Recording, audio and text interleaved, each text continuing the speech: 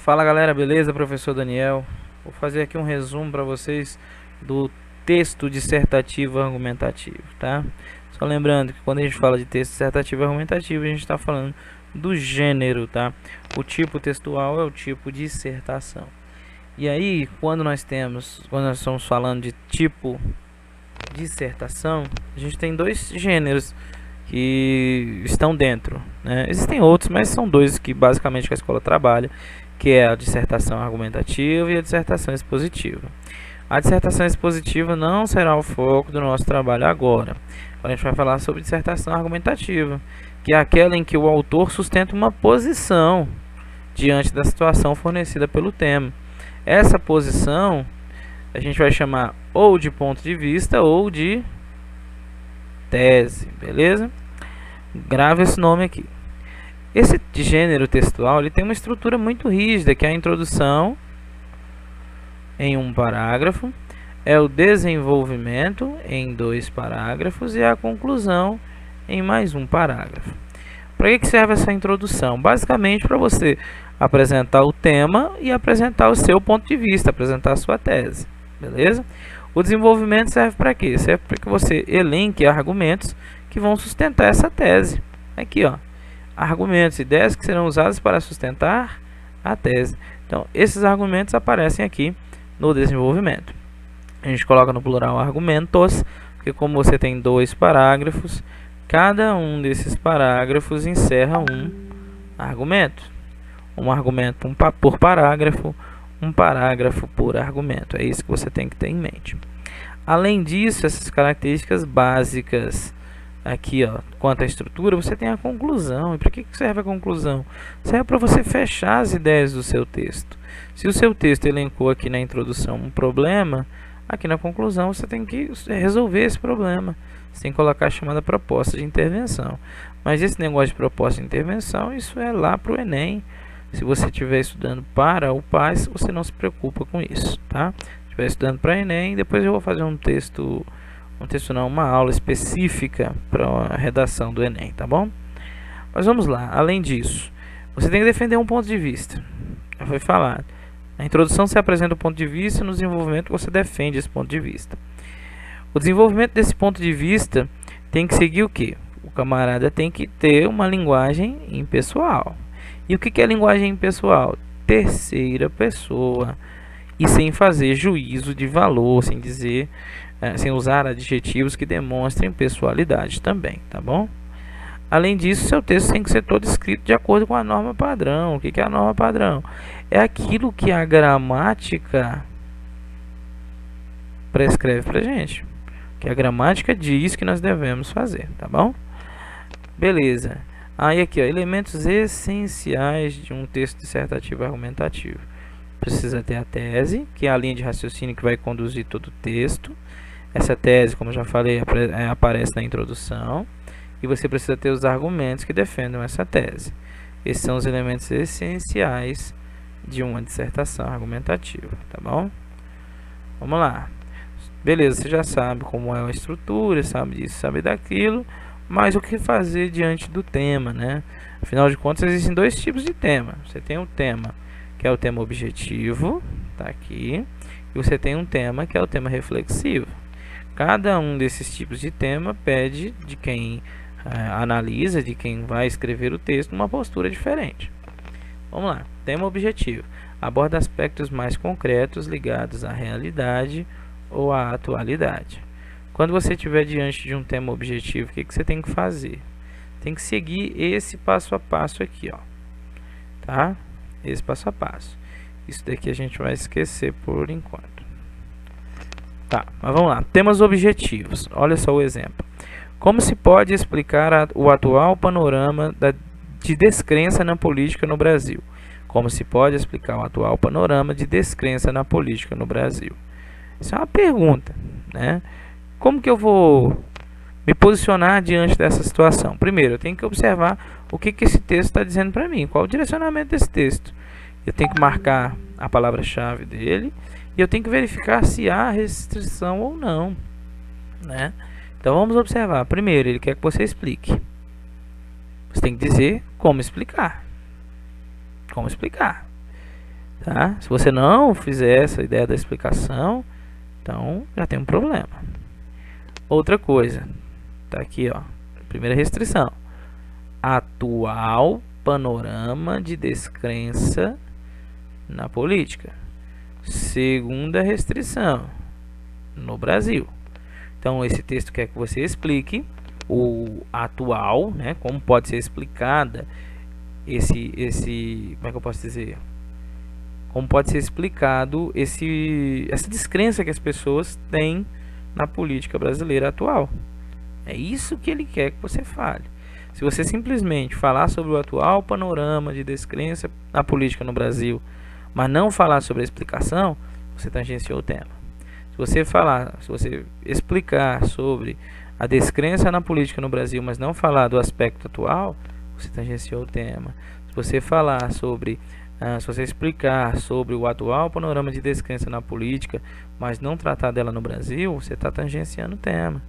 Então, esses temas objetivos, eles são mais fáceis de se lidar, porque o temazinho, né, a proposta, ela já é muito clara para você. Você não pode fugir daquilo que está na proposta. Se você fugir, deu problema para você. Beleza? Tá. Feito isso daqui, você consegue redigir um texto com o tema objetivo de uma maneira bem tranquila, bem tranquila. Agora, se o tema é reflexivo, aqueles que tratam de aspectos ligados à essência humana e lá, aí a postura já é um pouquinho diferente, tá? Vamos lá, vamos ver um tema aqui, ó.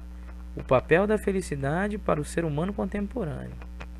O papel da felicidade para o ser humano contemporâneo. Vamos lá, né? Tá aqui, ó. Papel da felicidade. O que é isso? É a primeira indagação. Qual a relevância disso? Qual a relevância da felicidade na vida do ser humano contemporâneo? O que isso gera? O que isso acarreta? E resolver um problema. Elencou um problema. Como resolver o problema que eu elenquei? Como melhorar essa situação que eu trouxe? Como garantir esse direito fundamental? Tudo isso aqui você vai pensar quando você estiver diante de um tema reflexivo como esse, que nós já vimos que é um tema que trata da essência humana. Temas ligados à essência humana pedem esse tipo de postura. Temas que tratam de realidade, atualidade, temas mais concretos, né, sem muito filosofar, a gente está diante de temas objetivos. Com o tema objetivo, eu tenho que observar o direcionamento da proposta, marcar a palavra-chave, verificar as restrições e aí eu começo a redigir. Como que eu vou planejar esse meu texto? Afinal de contas, um planejamento de um texto é essencial para que o texto seja bem redigido. Primeiro, analisar a frase tema, já fizemos isso. Depois, analisar a coletânea. A coletânea são os textos motivadores. Você precisa ler esses textos motivadores. Você precisa entender o que a banca quer de você. Só lembrando que esses textos motivadores não podem ser copiados e eles não esgotam a totalidade do assunto, mas eles te dão um norte, te dão um caminho para seguir, tá bom? Depois disso, você vai levantar as teses possíveis. Quais são os pontos de vista possíveis para esse assunto? Depois que você elencou as teses, você vai pensar em argumentos. Quais argumentos poderão ser usados para cada uma dessas teses? Por que eu estou falando para pensar em argumentos? Porque você vai utilizar a melhor tese para o seu texto. E qual é a melhor tese? Aquela em que você tiver mais argumentos, maior solidez de argumentos. Beleza? Então, massa. Depois que você levantou essas possíveis teses, fez a escolha da tese, elencou os argumentos, aí você vai arranjar formas de explicar ou justificar os argumentos selecionados. Como que eu vou explicar isso daí? Eu vou usar dado estatístico? Eu vou usar uma citação? Eu vou usar um fato exemplo, né? Um fato comprovável, um fato concreto? O que eu vou fazer? Então, isso tudo está na parte do planejamento do texto, tá? E se foi um tema reflexivo que te fez gerar um problema, você precisa fazer uma proposta de intervenção, que é o que? A resolução desse problema. No Enem isso aqui é obrigatório, tá bom? Vamos lá. Estrutura textual. Primeira coisa do seu texto, nós falamos que é um parágrafo para a introdução. Qual a função da introdução? Apresentar o tema, lógico. Você vai contextualizar o leitor dentro desse tema e vai indicar a sua tese. Isso aqui é fundamental na introdução. Você precisa ter esses aspectos contemplados na sua introdução. Essa introdução ela pode usar algumas estratégias, tá? Eu vou falar só das principais aqui. Você tem a estratégia tradicional, que é aquela em que você usa uma frase de apoio e cita os argumentos. Ou seja, você vai fazer uma estrutura tema mais tese. Lembra? Tema, tese. E aqui você vai fazer uma antecipação dos argumentos. Você vai citar os argumentos. Citar não significa que você vai desenvolver esses argumentos. Cuidado com isso. Você pode fazer a estratégia de usar a base histórica, que também é conhecido como contextualização ou alusão histórica, tá? Você, quando fizer uso dessa estratégia, você tem que ter em mente, se você está falando de base histórica, você vai fazer uma referência a algo do passado. Só que o seu texto não vai ficar só no passado. Então você precisa construir um paralelo entre o passado e o presente. Beleza? Aqui você tem essa base histórica. Essa do caso específico aqui é, né, complicada. Dados estatísticos você pode usar, tá? Desde que você não vá queimar a argumentação, tá? Se eu só tenho um dado, então eu não vou usar. Mas vamos lá, ó. Dado estatístico. Primeiro você tem que citar a fonte, lógico. Você não pode inventar um dado. E você vai usar isso daqui para elencar o problema. Se o seu texto não tiver problema, não faça o uso de dado estatístico na introdução. Beleza? Deixa eu ver o que é mais. Esse frases nominais aqui não é muito bom, não recomendo, tá? Depois que tiver dúvida, quiser usar isso daqui, se conversa comigo. Referencial cultural é importante quando você está fazendo o Enem, então vou deixar para o Enem, beleza? Definição, essa daqui, galera, mais básica de todas, mais básica estratégia argumentativa de todas, é aquela que a tia Cotinha, a tia Teté te ensinou. Você vai pegar a palavra-chave do tema e vai conceituar essa palavra-chave. Aí você introduziu a ideia do tema, colocou a tese, pronto. Fez isso daqui, ó, conceituou, colocou o tema e a tese. Meu filho, sua introdução tá ótima, vai adiante, beleza? Agora, se você quiser incrementar, você pode usar definição, que aí a definição entraria no lugar da frase de apoio. A definição serve para contextualizar. Você coloca a sua tese e você pode usar aqui uns argumentos, antecipar argumentos. Aí ficaria uma introduçãozinha bacana. Introdução por questionamentos eu não gosto, não é boa. A gente pode fazer um vídeo depois falando só sobre introdução, trazendo exemplos, mas por enquanto isso aqui é só revisão, beleza? Então, estratégia de introdução tá aí. Agora, beleza, você falou que tem que ter tese, mas como que eu faço? Vamos lá, primeiro, o ponto de vista, que é a tese. É a escolha da posição que será assumida na discussão de um determinado tema. Qual é o meu posicionamento? Esse posicionamento pode ser unilateral, concordando com apenas um dos lados, ou pode ser um posicionamento intermediário, em que você concorda parcialmente com os dois lados. Mas a gente tem que tomar cuidado, porque quando você diz que você concorda com os dois lados, não quer dizer que você vai se eximir, você vai se isentar de posicionar-se, né? Você precisa trazer argumentos plausíveis para um lado e argumentos plausíveis para o outro. Você não pode se eximir disso, beleza? Então, ponto de vista. Vamos lá, formação do ponto de vista, né? Para você formar esse ponto de vista aqui, você precisa, primeiro, analisar o tema, coisa que nós já fizemos. Você precisa se posicionar. Por qual é o meu posicionamento em relação a isso? Esse meu posicionamento respeita os direitos humanos? Se sim, ótimo, é uma boa tese. Tenho argumentos para isso? Ótimo, uma boa tese. Agora, eu tenho bons argumentos, mas esse meu ponto de vista não respeita os direitos humanos. Não é um bom argumento, não utilize. Não utilize. Beleza? Agora vamos lá. A tese é a representação do ponto de vista do texto. O seu texto tem que ter um ponto de vista, tem que ter uma tese. Nada de mudar essa tese ao longo do texto. Coloquei a tese na introdução, eu vou seguir essa tese ao longo do texto inteiro. Afinal de contas, o que acontece? A tese é o norte do texto. A argumentação vive em função da tese. A argumentação, ela serve para sustentar a tese. E já que nós estamos falando de argumentação, né? Vamos pensar aqui, ó. Como argumentar?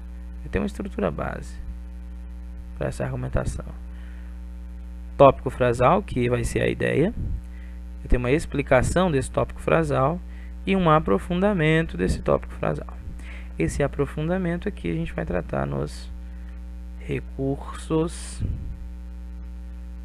argumentativos.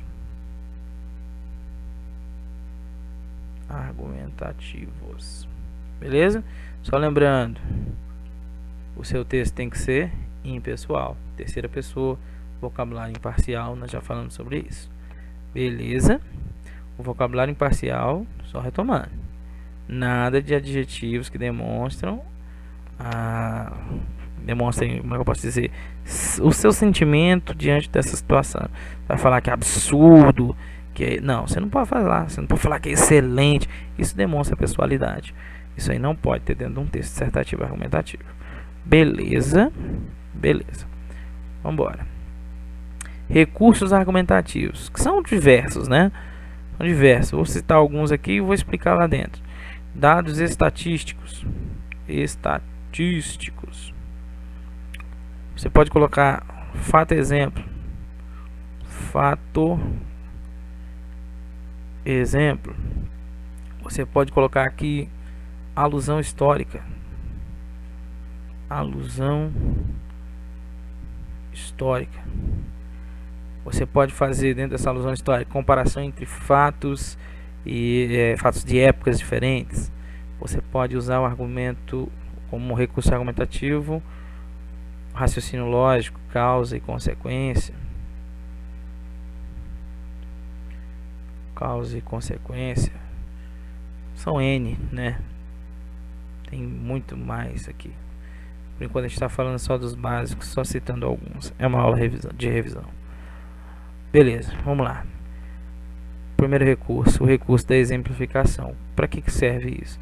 Serve para reforçar o argumento por meio de uma situação concreta. Você vai reforçar o argumento é o tópico frasal, tá? O argumento é o tópico frasal e você vai reforçar esse argumento aqui, ó. No exemplo. Ideia, explicação dessa ideia, ou seja, tópico frasal, que é o mesmo que argumento, tópico frasal, explicação do tópico frasal e um exemplo que o concretize. Beleza? Como que eu posso usar esses exemplos? Vamos lá.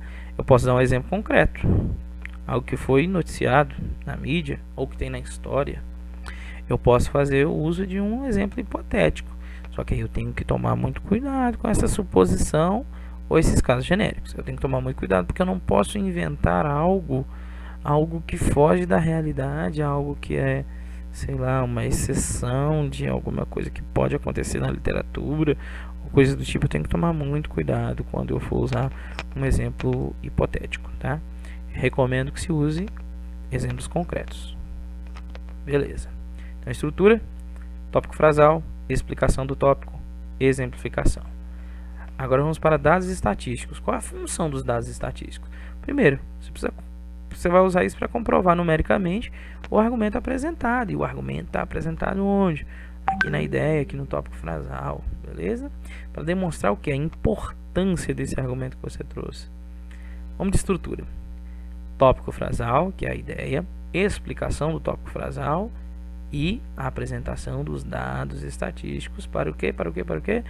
Para comprovar que esse argumento que você está usando é um argumento de fato importante, beleza? Vambora.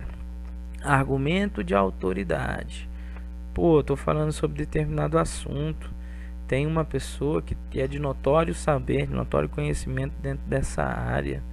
Se ele é de notório saber, notório conhecimento dentro dessa área, eu vou usar alguma frase dele. A utilização dessa frase vai ser por meio de citação, tá? Eu tenho que dizer de quem eu estou tirando essa frase, de onde eu estou tirando essa frase. Essa citação ela pode ser direta ou pode ser indireta. A citação direta é aquela em que eu retiro as palavras tal como estavam escritas dentro do texto, ou seja, eu retiro ipsis literis. E aí eu tenho que marcar isso por meio da utilização de aspa dupla. Beleza?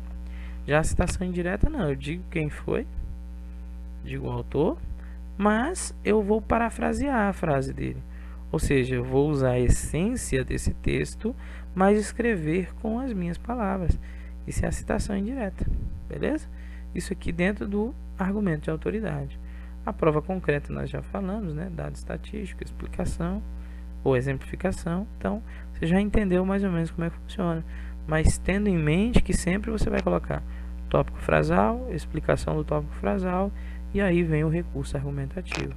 Cada um desses dentro de um período, você faz esse parágrafo aí com 3 períodos, 4 períodos no máximo. Ficaria um parágrafo bem redigido, beleza? Aí, eu vou pegar aqui esse negócio que está em branco, porque eu falei de introdução, falei de desenvolvimento, né, com os recursos argumentativos, e agora falta falar da conclusão. O seu texto precisa ter um fechamento. Essa conclusão pode ser uma conclusão resumo. Você vai resumir tudo aquilo que você falou ao longo do texto. Você pode fazer a conclusão prognóstico, né? Falando sobre o que pode ocorrer caso as ideias colocadas ali no seu texto sejam cumpridas.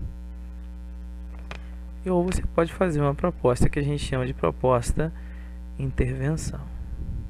Essa aqui é a proposta, a conclusão própria do Enem, tá? Própria do Enem. Na prova do Enem você tem que fazer o uso dessa conclusão, intervenção.